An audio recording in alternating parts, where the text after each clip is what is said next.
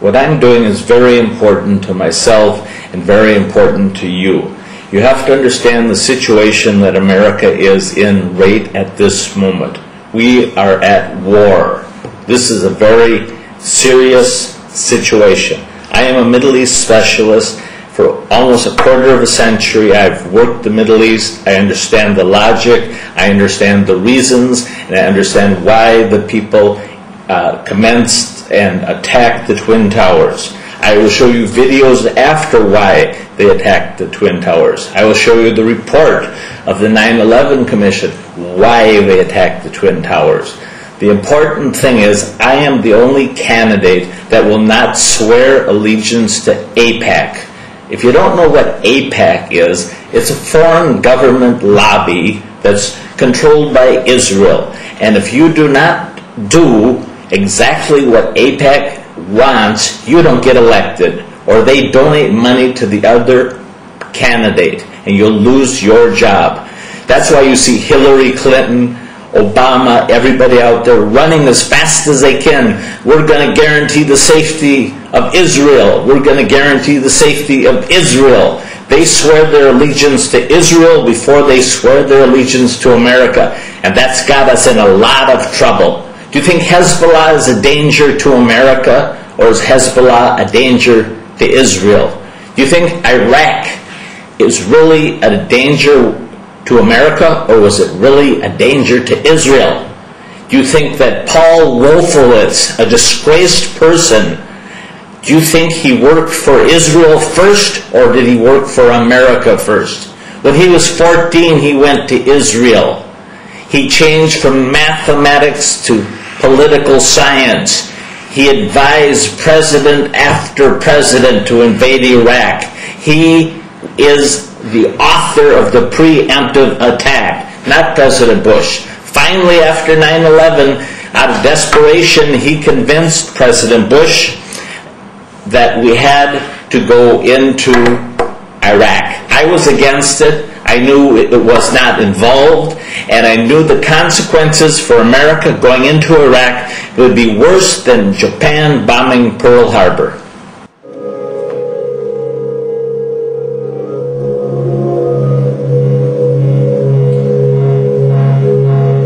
U.S. foreign policy bias for Israel in the Israeli-Palestinian conflict.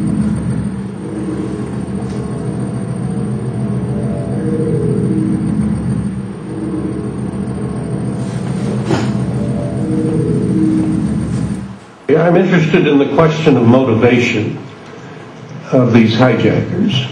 And my question is really directed to the agents. What have you found out about why these men did what they did? What motivated them to do it?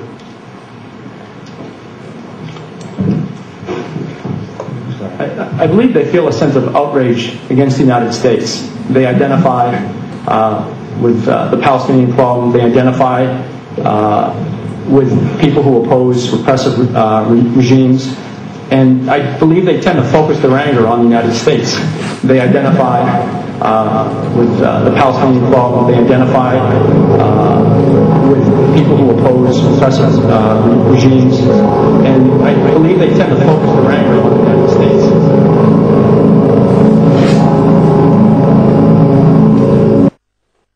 Mr. Hamilton, I have a quick question for you, sir. I'd spoken with you on C-SPAN about a month ago, and we talked about Israeli policy.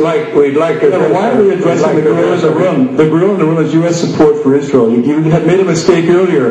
You had said that the Israeli-Palestinian dispute wasn't addressed in the 9/11 Commission report. I beg to differ with that. On page 147, it is stated that the plotter of 9/11, Khalid Sheikh Mohammed, was driven to attack us not because of radical ideologies, by Mr. Blair, because of U.S. support for Israel. Why aren't we addressing that, sir? All right, sir. You got Mr. Bamford's book from me, James Bamford's A Pretext for War book. It conveys that we're attacking. Then you have Mr. Ross up here, who's basically affiliated with the Israeli lobby, AIPAC. This is a conversation that you and I ought to have, but let's not take the time of our... This is what they ended up agreeing on, putting in the 9/11 Commission report. Right or wrong, There is a reason politicians don't want U.S. support of Israel listed as a root cause of Al-Qaeda's terrorism. There is a reason politicians don't want the American people to reassess that policy. Politicians lie to us about hatred of our freedoms because they care more about serving special interests than about keeping us safe.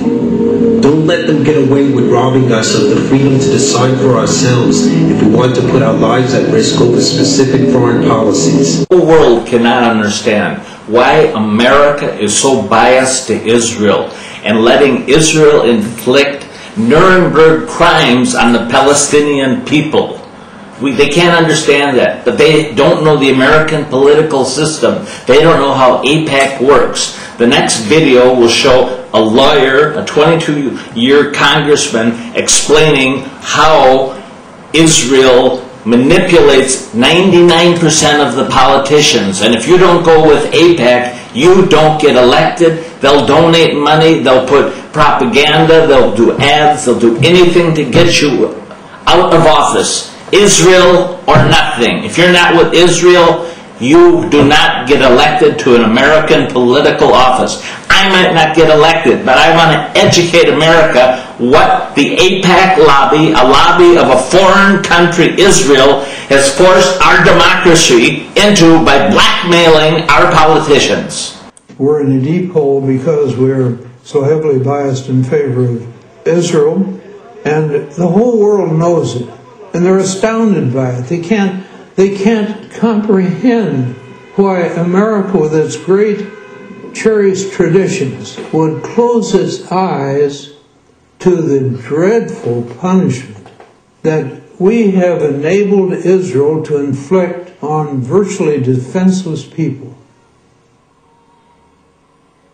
We saw that what the Israelis had done was lock the doors of several classrooms that were on the second story and then throwing tear gas canisters in so that the kids panicked, and when they finally got out, jumped over the balcony there and landed on an asphalt area below, breaking many legs. Anybody who's lived any amount of time in the Middle East begins to see the other side of it, I think. I was arrested 9 times, so I have been repeatedly arrested and harassed. The first time I was arrested, I was 15 years old. Then they will splash water in your face and start again. And that Israel calls moderate physical pressure. To me, it didn't look as moderate. I think that's the problem. Israel and the lobby, or Israel through the lobby, are really running our policies. In fact, it's worse now than it's ever been before. We have a White House that's totally dominated by Israelis. It's sad that the Americans who are so concentrated on helping Israel, they don't give a hoot, so far as I'm concerned, about whether it hurts the United States or not. Israel and her present policies and the Sharon policies are undermining American security. They're undermining American policy. I spoke with the head military lawyer for the IDF, Joel Zinger, and I said, you know, spent 2 weeks here. It's clear you people are inflicting Nuremberg crimes on the Palestinians. Exactly what the Nazis did to the Jews. What's your explanation? He said, military necessity. Notice, he didn't disagree with me. I said, that argument was rejected at Nuremberg when the lawyers for the Nazis made it. So then he said, well, we have public relations people in the United States, and they handle these matters for us. Arabs and Muslims have to be made to look bad in America